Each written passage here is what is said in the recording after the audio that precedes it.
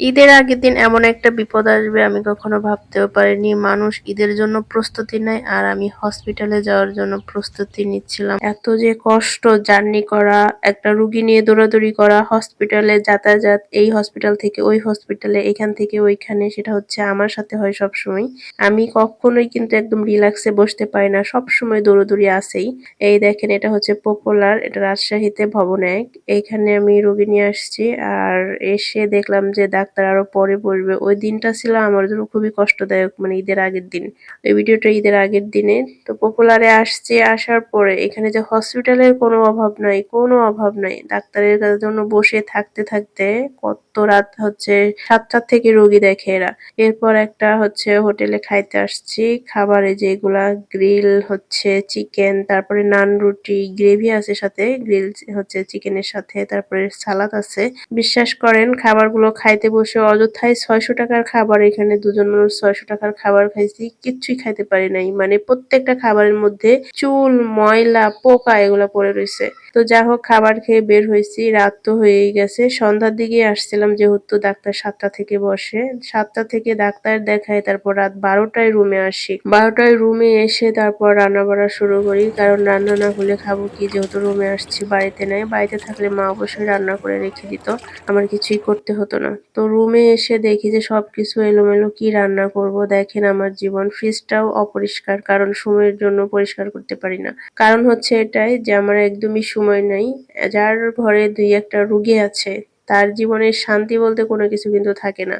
আমার এত ক্ষুধা লাগছে, ফ্রিজে কিচ্ছু নাই। তারপর আমি আচার খাইতেছিলাম, তো মনে করলাম পাতিলে একটু দুধ আছে আর অল্প কটা ভাত নিয়ে আচার দিয়ে খাই।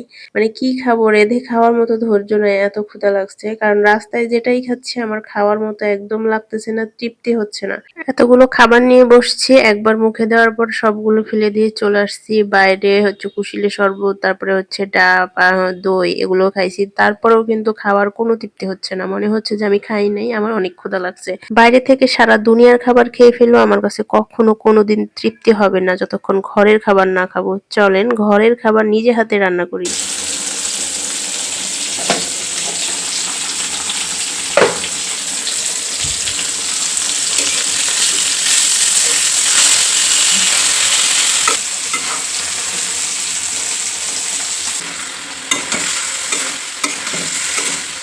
এক কথায় বাড়ির রান্না সবচেয়ে স্বাস্থ্যসম্মত এবং পিওর রান্না। এই রান্না খেলে শরীরের কোনো ক্ষতি তো নেই, বরং তৃপ্তি সহকারে খাওয়া যায়। হসপিটালে যাওয়ার সময় একটু বেশিই কষ্ট হয়ে গিয়েছিল অন্যান্য দিনের তুলনায়, কারণ ঈদের ছুটি ছিল, সবাই ঘরে ফিরতেছিল যে যার মতো। এত পরিমাণে বাসের মধ্যে জ্যাম ছিল যে ঢোকাই যাচ্ছিল না।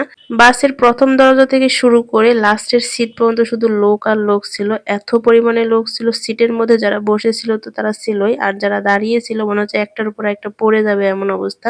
যাই হোক, যা হবার তা তো হয়েই গিয়েছে, সেটা বলে আর শেষ করা যাবে না। তবে জীবনের একটা বড় শিক্ষা পাইছি যে বাড়ি থেকে খাবার রান্না করে নিয়ে যায় নাই। যারা হসপিটালে বা লং জার্নিতে যাবেন তারা অবশ্যই বাড়ি থেকে খাবার নিয়ে যাবেন।